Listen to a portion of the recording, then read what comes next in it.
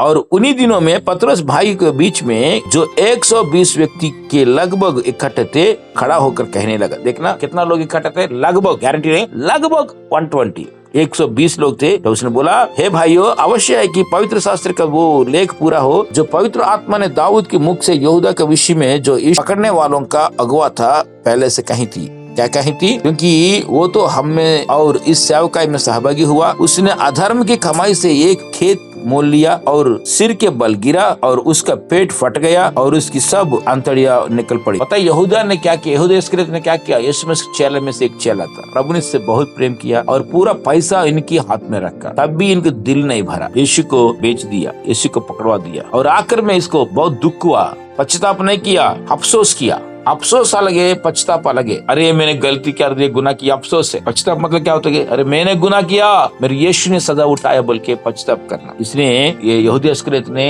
यीशु को प्रभु कह के कभी भी नहीं बुलाया, हमेशा रब्बी बोल देते, गुरु बोलते थे। लेकिन आखिर में इसको अफसोस हुआ कि अरे मैं धर्मी जन को पकड़वा दिया, मैंने बहुत गलती की बोल के फांसी लगाया। पता नहीं कौन सा रस्सी में फांसी लगाया इसने, पुराना रस्सी होगा, है ना? देखना इसमें रस्सी से फट गई ना, सिर बल के गिरा और उसका पेट फट गया, उसकी सब अंतड़ियां निकल पड़े, बस सारा अंदर से बाहर आ गया। पता नहीं कैसे, है ना, पूरा अंदर से बाहर आ गया। इसीलिए इस बात के यरूशलेम के सब रहने वाले जान गए। देखना ये बात सब मालूम पड़ गया, अरे जिसने पकड़ा दिया उसका सारे अंतड़ियां निकल गए। यीशु मसीह के साथ धोखा जो भी देगा ना, इसके अंतड़ियां निकल जाएगा। इसीलिए कभी धोखा नहीं देना। यहाँ तक कि उस खेत का नाम, पता उन्होंने क्या किया था? पैसा को मंदिर में ले गए थे ना, तो 30 सिक्का को मंदिर में फेंक दिए इसने, मुझे नहीं चाहिए सिक्का बोल के। तब वो लोग मंदिर के याजक वगैरह से क्या सोचा, अरे ये तो किसी का बेचने का, किसी का रक्त अपराध का, किसी का दोष का, खून का ये पैसा है, तो क्या करेंगे इस पैसा से? कुमार का खेती कर दिया है। उस खेती के क्यों करेगा कि जो भी परदेसी लोग मर जाता है उसको गाड़ने के लिए, उनको जलाने के लिए, गाड़ने के लिए। मतलब यीशु मसीह मरते मरते भी इसकी पैसा भी कोई परदेसी के लिए उपयोगित हुआ, परदेसी लोगों के लिए खेती कर दे उस पैसा से। आज भी वो खेती बहुत फेमस है यरूशलेम। देखना यहाँ तक कि उस खेत का नाम उनकी भाषा में अकलदमा अर्थात लहू का खेत पड़ गया। देखना खेती का नाम भी अकलदमा, याद रखना, अकलदमा मतलब लहू का खेत बोल दिया। क्योंकि भजन संहिता में लिखा है कि उसका घर उजड़ जाए और उसमें कोई न बसे और उसका पद कोई दूसरा ले ले। यस, उसका नौकरी, उसका पद मतलब अपोस्त प्रेरितों के रूप में प्रभु ने चुना, इतना ऊंचा पद दिया, लेकिन इसकी पद दूसरा ले ले। तो इसीलिए क्या कहता, इन्होंने दो लोगों को खड़ा किया, जो बरसबा कहलाता है, जिसका उपनाम यूसुफ है, दूसरा मत्तिया को। देखना यूसुफ और मत्तिया को दोनों खड़ा करके चिट्ठी डाल, उसके लिए चुना। कभी कभी हमारे जीवन में कुछ चुनने के लिए हम चिट्ठी डालते, इन्होंने चिट्ठी डाला। चिट्ठी में किसका नाम आया? देखना कि वो सेवकाई और प्रेरित के बदले यहूदा को छोड़कर अपना स्थान को हो गया। ये क्या कर प्रार्थना की कि प्रभु तू जो सबके मन जानता है कि प्रकट कर, इन दोनों में से तूने किसको चुना है कि वो उस सेवकाई और प्रेरित की पद ले जिसे यहूदा छोड़कर अपना स्थान को गया। तब उन्होंने उनके बारे में चिट्ठियां डाली और चिट्ठी मत्तिया के नाम पर निकली। सो वो उन 11 प्रेरितों के साथ गिना गया। ध्यान सुनिए, मत्तिया। लेकिन एक बात बताऊं, मजेदार बात ये थी कि ये पवित्र आत्मा पाने से पहले ये लोग किसी को चुना, मत्तिया को चुना, लेकिन है ना पूरा बाइबल के अंदर मत्तिया के बारे में कहीं जिक्र नहीं है। पता नहीं किससे आगे कहा, लेकिन पौलुस का प्रभु चुना, पौलुस आया। इसलिए कुछ लोग कहता है कि पतरस वगैरह ना पवित्र आत्मा से भरने से पहले इसको चुन लिया अपने मन मर्जी से, लेकिन प्रभु चाहता कि पौलुस का ऐसा कुछ नहीं। लेकिन पौलुस भी बड़ा प्रेरित थे, लेकिन यहाँ भी मत्ती आया, मत्ती यहूदा इस्करियोत की जगह में मत्ती आया। इसकी मतलब अगर एक बंदा काम नहीं करेगा तो प्रभु दूसरे को खड़ा करेगा। Praise God. हमेशा प्रभु के पास ऑप्शन होता है, इसलिए प्रभु को बोले प्रभु कोई काम करे ना करे मैं करूंगा। यहूदा इस्करियोत ईमानदार नहीं रहा, इसको पेट फट के अंदरिया बाहर आ गया। लेकिन पतरस भी झूठ बोला, लेकिन वो पछताप करके वापस आया। प्रभु इसका इस्तेमाल किया। पतरस भी 3 बार इनकार कर दिया, यीशु मसीह कौन मैं नहीं जानता, छोटे बेटी को देख के डर गया, लेकिन वो पछताप करके वापस आया, प्रभु ग्रहण किया। पतरस के प्रभु पहले से बोला, हे पतरस जब तेरे मन फिरेगा ना भाइयों के मन फिरा, क्योंकि शैतान तुमको ग्राइंड करना चाहती है पूरा। इसीलिए जब तेरे मन फिरेगा भाइयों के भी मन मजबूत कर। इस आपके काम मेरे काम में भाई लोगों को मजबूत करना, भाई लोगों को स्थिर करना। प्यारे बहन, परमेश्वर ने आपको और मुझको चुना, इसीलिए आप और मैं क्या करना है, दूसरों को मन फिराना, दूसरों को प्रभु के पास लाना और यरूशलेम इंतजार करना। किया तो पवित्र आत्मा से भरने के लिए, इसलिए आप और मैं भी इंतजार करना। और हमेशा याद रखिए कि अगर कोई एक व्यक्ति काम नहीं करता तो परमेश्वर दूसरों को खड़ा करता है। एक दिन यीशु मसीह जा रहे थे, चेलों ने बोलता है, हे प्रभु तेरे चेलों को बोलो ये क्यों चिल्लाता है, चुप रहने के लिए बोलो। तो प्रभु क्या बोला, अगर ये चुप रहेंगे तो पत्थर उठ के चिल्लाएगा। हाँ जी, इसीलिए पत्र को मौका नहीं देना, हालेलुया।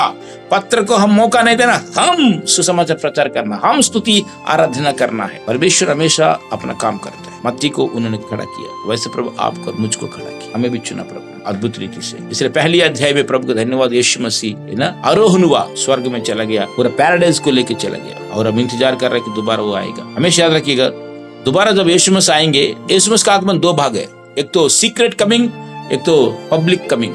मतलब सीक्रेटली आएगा, चर्च के लिए आएगा, संतों के लिए आएगा, सीक्रेटली। पब्लिक में आएगा, संतों के साथ आएगा। वाह क्या बात। ध्यान से, ये अभी मध्याकाश में यीशु आएगा, चर्च के लिए सीक्रेटली आएगा, हम चले जाएंगे, चर्च के लिए आएगा, संतों के लिए आएगा। लेकिन वापस धरती में जब आएंगे, संतों के साथ आएगा, संतों के लिए, संतों के साथ, दोनों चीजें। लेकिन है तो संतों का। प्रभु को धन्यवाद। इसलिए आप और मैं तैयार होना है यीशु मसीह की आगमन में ऊपर जाने के लिए, क्योंकि पवित्र आत्मा जब इनको उतरा है, बहुत कुछ चिन्ह और चमत्कार हुआ है। कि ऐसा नहीं है कि जस्ट पवित्र आत्मा के चला गया, बहुत कुछ हुआ था। क्योंकि लिखता है कि ascension of Jesus, great commission भी है, coming of Holi spirit, power of God, persecution भी हुआ था, और पर्जिंग चर्च भी हुआ, मतलब चर्च को आगे बढ़ाना, फिर चर्च के लीडर्स को चुना था। इसमें चर्च को कैसे लीडर को चलाना, चर्च के लीडर्स को उन्होंने चुना था, और विधवाओं के बीच में और लीडर्स के बीच में तो झगड़ा हुआ था। और इसके बाद स्टीफन का सरमन भी है। चलिए, ये 7 अध्याय तक हम देख सकते हैं, और ये 1 से लेकर 7 अध्याय तक चर्च मजबूत हो गया, चर्च स्थापित हो गया। ध्यान सुनिएगा, 1 से लेकर 7 तक चर्च को स्थापित कर दिया, लेकिन 8 से लेके 12 तक की चर्च को यरूशलेम से बाहर ले गया। पहले यरूशलेम से बाहर नहीं गया, लेकिन बाहर गया, और बाद में यरूशलेम दुनिया तक चला गया। इसीलिए हम, आप और मैं भी क्या करना है, पहले स्थापित होना, पहले स्थिर होना, स्थिर होने के बाद हम भी आगे बढ़ना है। हम भी अपना गांव छोड़ के दूसरे जगह गवाही बनना। यरूशलेम मतलब हमारा यरूशलेम कौन सा? हम जहाँ रहते हैं वही हमारे यरूशलेम है। यूदिया समरिया कौन सा? आसपास इलाका, आपके आसपास एरिया, आपका यूदिया समरिया, और इसके बाद जमीन का। इसीलिए हम जहाँ रहते फिर वही गवाही बन, यरूशलेम में गवाही बन। तुम्हारा घर तेरे यरूशलेम है, तेरा गली तेरे यरूशलेम है, तेरा गांव तुम्हारे यरूशलेम है, तेरा चर्च तुम्हारे यरूशलेम है। पहले वही गवाही बन, वही अच्छा नाम रख, अच्छा नाम कमा, प्रभु की महिमा कर। प्यारे बहन, प्रभु हमको अनाथ के समान नहीं छोड़ा। यूहन्ना 14 का 16-17 में प्रभु क्या बोला?